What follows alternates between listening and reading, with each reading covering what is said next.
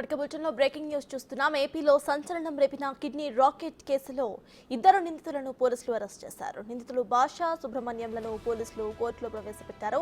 వైద్యుల పాత్రపై విచారణ జరుగుతుందని పోలీసులు తెలిపారు.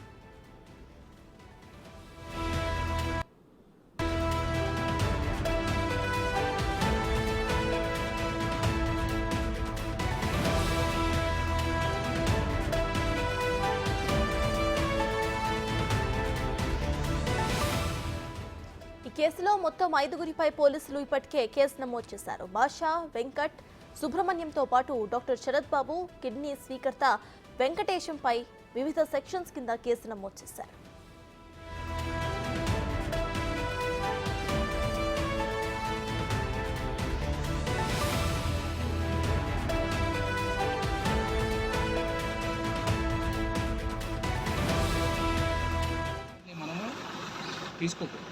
హెల్త్ సెట్ అయిన తర్వాత ఖచ్చితంగా ఇంకోటి సార్, ఈ కేసులో డాక్టర్ల పాత్ర అనేది కీలకంగా ఉంది. పాత్ర మేము ఇంకా డాక్యుమెంట్స్ వెరిఫై చేసి రిపోర్ట్స్ వచ్చిన తర్వాత అతని పాత్ర ఎంత ఉందని కూడా నేను తెలుస్తుంది. మీరు చెప్పే డీటెయిల్స్ బట్టే ఎవరు తప్పించుకోకుండా ఉండాలి. ఎవరి పాత్ర ఉందో అందరినీ అరెస్ట్ చేస్తాం. దానికి ఈ కేసులోనే తెలుస్తుంది, అది కూడా విచారిస్తాం. అయినప్పుడు ఎవరిని మనము తీసుకోకూడదు.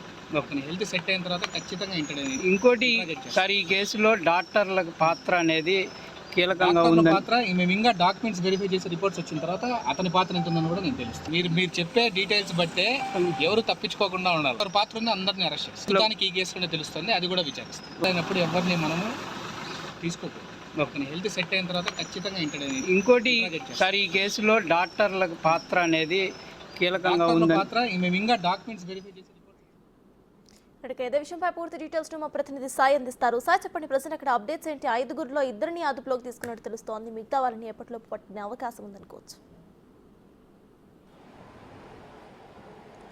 ప్రధానంగా ఈ కేసుకు సంబంధించినటువంటి అంశంలో విచారణ అనేది ప్రస్తుతానికైతే పూర్తయింది అనే విధంగా డిఎస్పీ మహేష్ చెప్తున్నటువంటి పరిస్థితి ఉంది. అయితే ఈ కేసులో మరి వెంకట్కి సంబంధించి అంటే ప్రధానంగా ప్రస్తుతం అయితే భాషని A3గా ఉన్న సుబ్రహ్మణ్యాన్ని మాత్రం పోలీసులు అదుపులోకి తీసుకోవడం జరిగింది. మరికొద్ది సేపట్లో కోర్టులో కూడా వాళ్ళని హాజరుపరిచేటటువంటి అవకాశం ఉంది. అయితే వెంకట్ ఎవరైతే కీలకంగా ఉన్నటువంటి మధ్యవర్తిగా ఉన్నటువంటి వెంకట్కి సంబంధించినటువంటి అంశంలో ఎందుకు అతన్ని ఇంకా అదుపులోకి తీసుకోలేదు అనే విధంగా కూడా మనం డిఎస్పీని ప్రశ్నించినటువంటి నేపథ్యంలో డిఎస్పీ ఆయన ఒక్క ఆరోగ్యం ఎవరైతే వెంకట్ యొక్క ఆరోగ్య పరిస్థితి బాగాలేని కారణంతోనే అతన్ని అదుపులో తీసుకోలేదు. కంపల్సరీగా అతను ఆరోగ్యం మెరుగైన తర్వాత అతన్ని అదుపులో తీసుకుంటామనే విధంగా కూడా చెప్తున్నటువంటి పరిస్థితి ఉంది.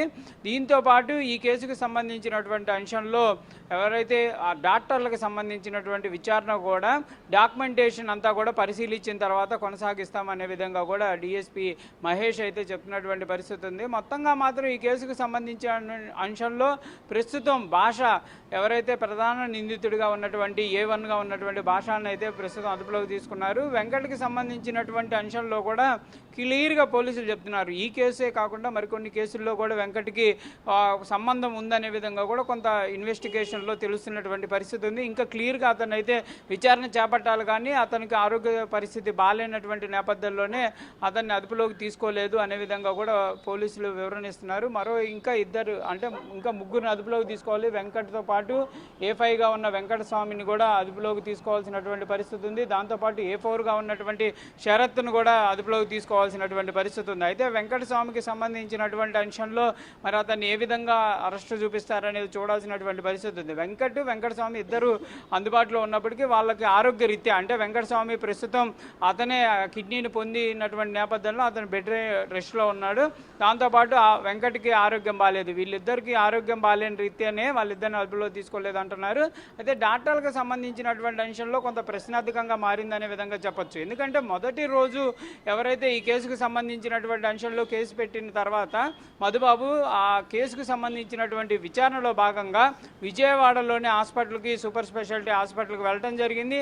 అక్కడ క్లియర్గా కూడా డాక్యుమెంటేషన్ పరిశీలించిన పరిస్థితి ఉంది. అయినప్పటికీ కూడా ప్రస్తుతం పోలీసులు మాత్రం ఇంకా డాక్టర్లకు సంబంధించినటువంటి అంశంలో క్లారిటీ రావాలి, వారి పాత్ర ఏ విధంగా ఉంది, ఇందులో అక్యూజ్డ్గా ఉన్నారా లేదా, ఆ డాక్యుమెంటేషన్ ఏమే విధంగా జరిగింది అనేది పరిశీలించిన తర్వాతే వారికి సంబంధించినటువంటి అంశంలో అరెస్టు చూపిస్తామంటున్నారు. ప్రస్తుతం అయితే నగరంపాలెం పోలీస్ స్టేషన్ పరిధిలో ఉన్నటువంటి నగరంపాలెం పోలీస్ స్టేషన్లో అయితే ప్రస్తుతం ఇక్కడ నిందితులు ఎవరైతే ఉన్నారో ప్రస్తుతం భాష అదేవిధంగా సుబ్రహ్మణ్యం వాళ్ళని అయితే నగరంపాలెం పోలీస్ స్టేషన్లో ఉంచడం జరిగింది.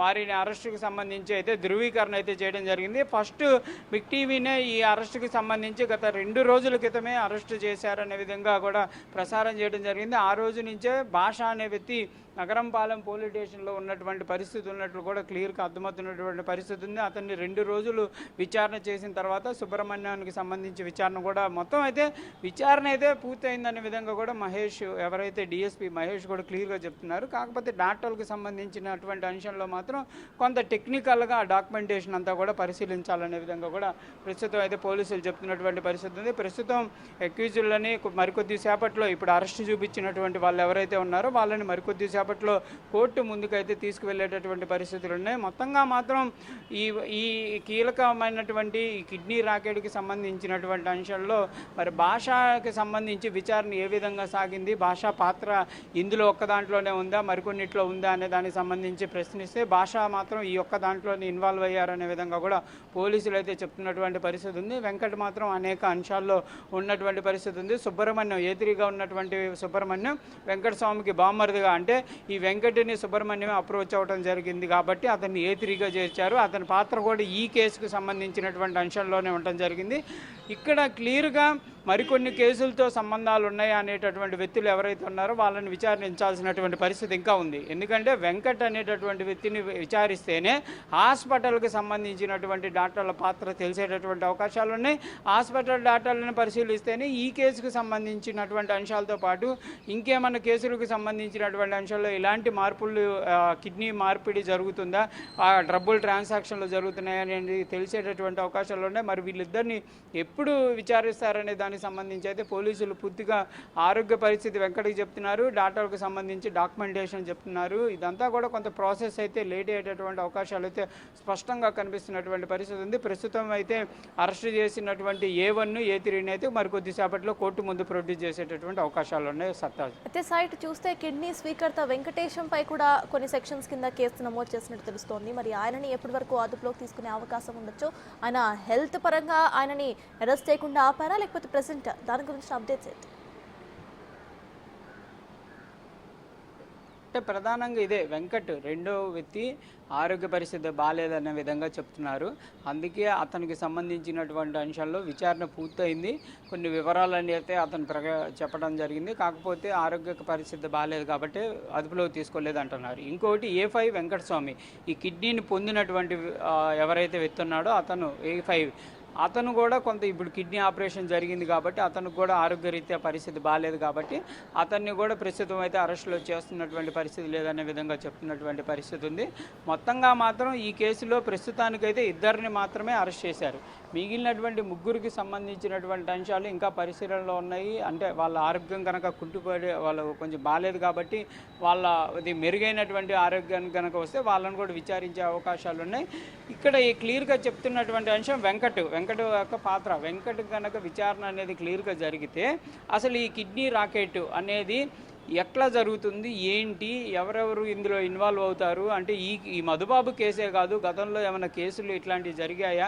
ఎందుకంటే అతను వీడియో రిలీజ్ చేసిన దాంట్లో కూడా క్లియర్గా చెప్పాడు, నేను ఈ కేసులన్నిటికీ సంబంధించినటువంటి అంశంలో ఓన్లీ డాక్యుమెంటేషన్ మాత్రమే నేను ఫాలోఅప్ చేస్తాననే విధంగా చెప్పినటువంటి పరిస్థితి ఉంది. కాబట్టి ఒకవేళ డాక్యుమెంటేషన్ కూడా అతను క్లియర్గా చేస్తున్నటువంటి పరిస్థితి ఉంటే అతను అనేక మందితో ఇలాంటి కిడ్నీకి సంబంధించినటువంటి సత్సంబంధాలు ఉండే అవకాశాలు ఉన్నాయి. కాబట్టి అతని పైన మరిన్ని సెక్షన్లు అయితే నమోదయ్యేటటువంటి అవకాశాలు కనిపిస్తున్నాయి. ఎందుకంటే ఈ విచారణలో మరో కేసులు కూడా వెలుగులోకి వచ్చేటటువంటి పరిస్థితులు ఉంటాయి.